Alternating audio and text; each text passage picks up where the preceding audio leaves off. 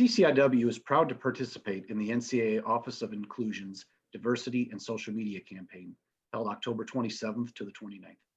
As part of this campaign, the CCIW will conduct a series of interviews where we talk to student athletes, coaches, and administrators throughout the conference to get a sense of how the CCIW membership is fostering an inclusive environment. Today, we welcome in North Central Associate Athletic Director and Senior Woman Administrator, Sue Kane. Thank you for joining us today, Sue. No problem. Happy to be here. Kane and the North Central Athletics Department worked with its students, coaches, staff, alumni, and faculty to establish the recently developed Athletics Diversity, Equity, and Inclusion Council on the North Central campus. What brought about the creation of the council? Oh my goodness. So over the course of the summer, we really had an opportunity to be able to do some benchmarking across other institutions and also taking a look at some of the NCAA best practices for diversity, equity, inclusion. Doing that benchmarking and taking a look at our current practices and where we had room to improve, right? Our campus culture and our initiatives is where we really came up with the Diversity, Equity, Inclusion Council. It was one of the few initiatives that we hadn't yet put in place that the NCAA does recommend. So for us, it was an amazing opportunity to be able to bolster the activities that we are already doing on our campus. What types of action has the committee taken to help foster a more inclusive environment? So the council just was launched, right, in September, but the council has divided up into several different working groups to tackle a variety of initiatives that we have. So one of them is the one where we're probably most visible, is the Be the Change social media campaign. And really, this is about using our platform, our social media platform, to be able to create an environment where there is learning, particularly, and listening on the diversity, equity, inclusion front. So it's amazing opportunities where our student athletes, our coaches, our administrators are sharing their personal experience. And it brings that personal spin on a lot of the different topics and is just creating this amazing space for our students to be able to learn. What are the long-term goals of this council and how do you see it evolving? Oh my goodness. Long-term goals, again, is about culture change, right? I would love, my dream world, right? My dream space is where we wouldn't need diversity, equity, inclusion councils, right? Where everything was equitable. So that is my long-term vision and goal. It's pie in the sky. And I know that we have a lot of work to do, but for us, it really is that base level culture change, right? So when you take a look at all the different working groups that you have, it really is, promoting just a base level point of education, particularly on, we're focused on race right now.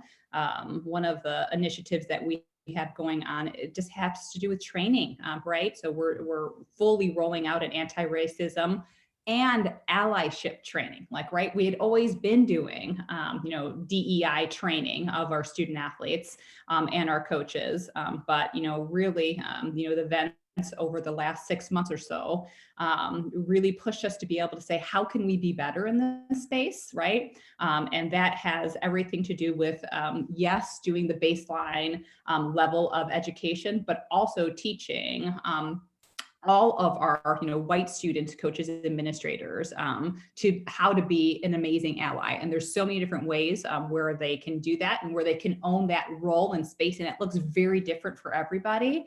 But really allowing some education to take place for folks to be able to understand those roles and then be able to assume them in the way that they feel the most comfortable to be effective in that space.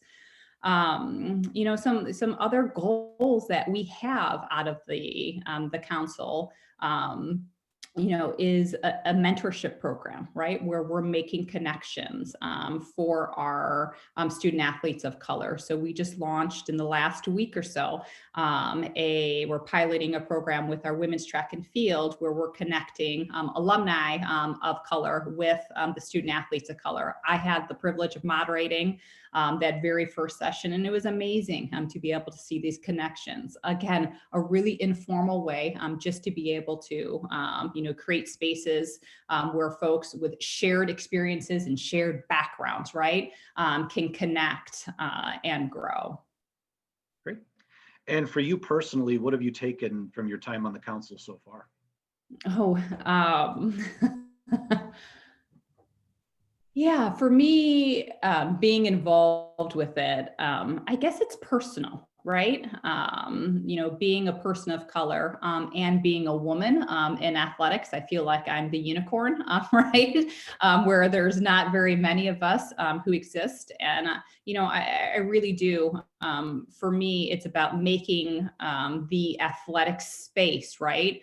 A space where everyone has a seat at the table, everyone feels comfortable. And creating in an environment where diversity and our differences, right, is what makes us stronger. And it's not about ignoring those differences, right? It's about understanding those differences and figuring out how we can pull the best, right, out of one another to achieve common goals. So for me, it has been. It's been really personal, and I'm just excited to be a part of something that I hope inspires, right, a lot of other institutions and athletic departments across the United States to really dig in and put some resources and emphasis towards this work.